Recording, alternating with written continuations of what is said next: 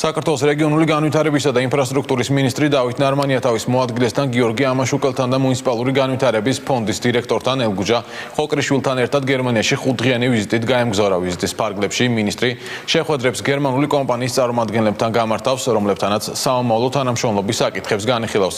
დაგეგმილია ასევე შეხვედრები გერმანიის ეკონომიკური თანამშრომლობისა და განვითარების ფედერალური სამინისტროს წარმომადგენლებთან და სხვადასხვა ქალაქის მერებთან, სადაც მუნიციპალური მენეჯმენტის საკითხებს მიმოიხილავენ.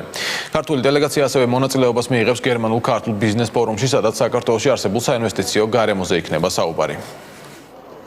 ხდება გერმანულ-ქართულ ბიზნეს ფორუმში მონაწილეობის მიღება, სადაც საქართველოში არსებულ საინვესტიციო გარემოზე იქნება საუბარი. გარდა ამისა, იქნება შეხვედრა რამდენიმე ქალაქის მერთან მუნიციპალური მენეჯმენტის საკითხებზე. დარმშტადტის უნივერსიტეტთან ურთიერთთანამშრომლობის მემორანდუმი გაფორმდება, რომლის ფარგლებშიც უნივერსიტეტი დაგვეხმარება ევროპული სტანდარტების ჰარმონიზაციის საკითხებში, რათა უფრო უკეთესი ინფრასტრუქტურის მშენებლობაში ევროპული სტანდარტების შესაბამისად.